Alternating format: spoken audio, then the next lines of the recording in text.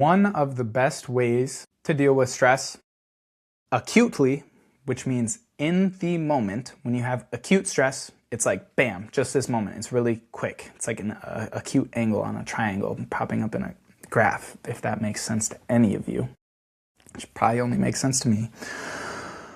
But breathing in certain ways, if you listen to my last podcast about breath work, can help you deal with acute stress. It helps you to regulate your nervous system, to down-regulate, slow things down so that you can feel more relaxed in the moment. And if you make a habit of this, you'll feel more relaxed and it will start to regulate your nervous system more in the long term.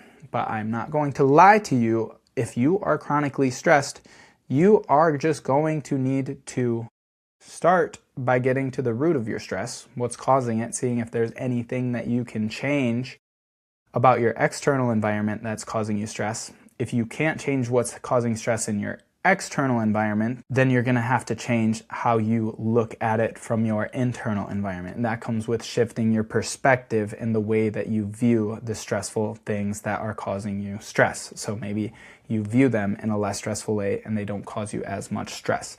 That's like learning how to deal with the stress. So once you get to the core issue, after that, there are coping mechanisms. Breathing is a coping mechanism. So is smoking a cigarette. People smoke and vape because it relieves stress in the short term.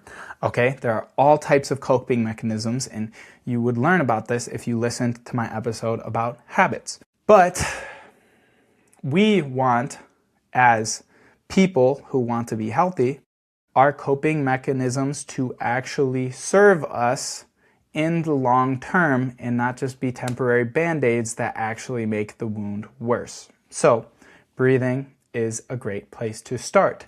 There is absolutely no substitute for a good night's sleep either, okay? This is going to be the number one thing for getting rid of long-term stress or treating long-term stress is simply getting a good night's sleep. And this is another thing that makes a feedback loop, okay? And it goes both ways. If you get a good night's sleep, your day is going to be less stressful because you're going to deal with the stress better. And since you deal with the stress better, you're going to be able to sleep better at night, and then the cycle repeats itself because you get a good sleep, stress is less.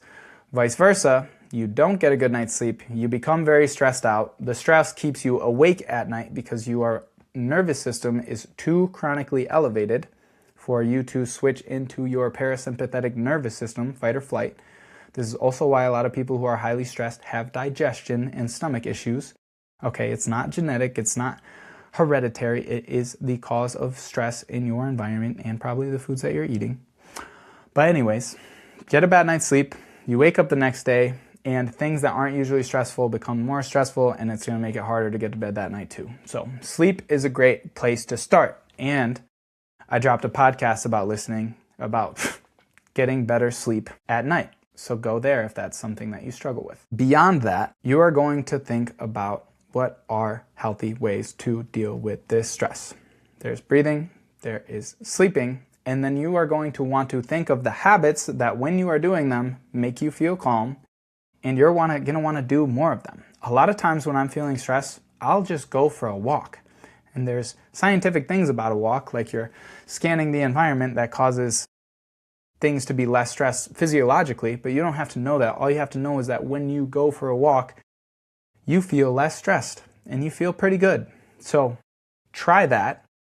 Okay, there's other things. For some people, cooking is very therapeutic. For some people, talking to a friend is very therapeutic. I've been drinking tea lately. That is actually something that will reduce your stress just by doing it. And there's a lot of teas that even have ingredients that will reduce your stress. Soon I will talk about the supplements that you can take that will help you with stress. But first I want to cover these habits, behaviors, and protocols that you can do absolutely free to deal with your stress naturally.